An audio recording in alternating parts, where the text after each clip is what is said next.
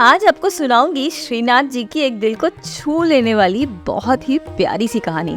श्रीनाथ जी अपने भक्तों के साथ तरह तरह की लीलाएं करते थे और साथ ही उन्हें अपने साथ रहने का प्यारा सा अवसर भी अवश्य देते थे। ये तो हम सब जानते हैं। तो ऐसे ही एक दिन की बात है, श्रीनाथ जी अपने बाल रूप में अपने एक प्रेमी भक्त कुंभन दास के साथ बैठे खेल रहे थे। जगह थी गाँव का चौपाल। अब कुंभन दास को भी पता था कि ये जो छोटा सा नन्हा सा बालक मेरे साथ खेल रहा है, ये संपूर्ण जगत का परमेश्वर है। पर श्रीनाथ जी जहाँ लीला कर रहे थे, वहाँ कुंभन दास भी लीला का पूरा मजा ले रहे थे। अब खेलते खेलते श्रीनाथ जी आए और कुंभन दास की गोद में बैठकर उनके बड़े से पेट के साथ खेलने लगे। तभी निकट से ब्रज की एक भोली भाली ग्वालन निकली। जैसे ही श्रीनाथ जी ने उस ग्वालन को देखा, तुरंत उसे आवाज लगाई, बोले, ए गुजरी, इधर आ। गुजरी ने जैसे ही इस तरफ देखा, चुपचाप इधर आई और बोली, क्या हुआ बाबा, प्यास लगी है क्या आपको, पानी पिलाऊं? श्रीनाथ जी ने उसे ऊपर से लेकर नीचे तक देखा और बोले, अच्छा, केवल पानी पिलाएंगे हमें? छाछ भी है ना तेरे पास, और भी बहुत कुछ है। तो फिर? इस पर गुजरी बोली, हाँ हाँ है मेरे पास, बताइए आपको क्या चाहिए। तब श्रीनाथ जी बोले, मुझे कुछ नहीं चाहिए, पर मेरे कुंभना को प्यास लगी है। श्रीनाथ जी अपने प्रेमी भक्त कुंभन दास को कुंभना कहते थे, तो तुरंत बोले, कुंभना को प्यास लगी, चल चल जल्दी से उसे छाछ पिला।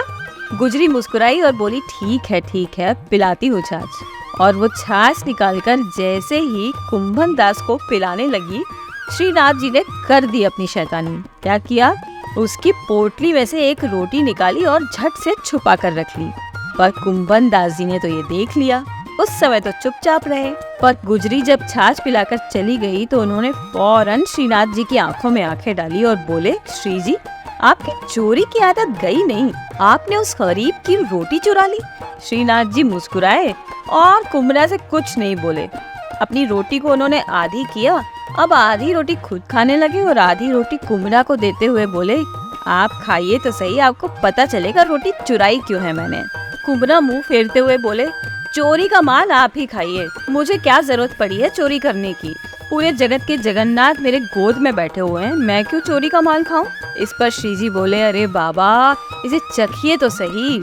तब कुंभन दास जी ने उसका एक निवाला लिया और जैसे ही चखा, उनके तो चेहरे की रंगत ही बदल गई। बोले, श्री जी, ये कैसा अद्भुत स्वाद है, ऐसा स्वाद, ऐसी मीठी रोटी तो मैंने कभी खाई ही नहीं है। ये आपने चुराई है क्या, इसीलिए इतनी विशेष बन गई है?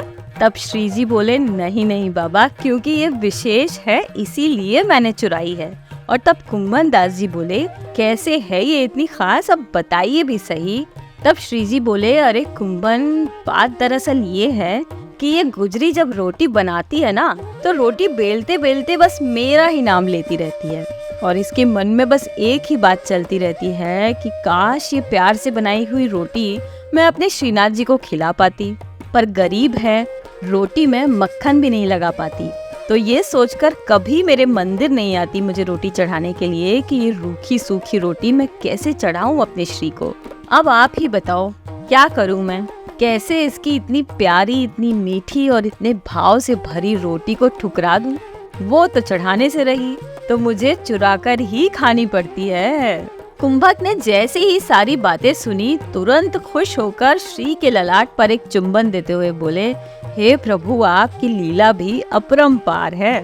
और तब श्रीनाथ जी बोले कि कुंभक, इसीलिए तो कहता हूँ अपने भक्तों से, तुम मुझे याद करते हुए मेरा भोग बनाओ तो सही, तुम चढ़ाओगे भी नहीं ना, तो मैं चुरा के खा लूंगा। तो कहिए, श्रीनाथ जी की जय।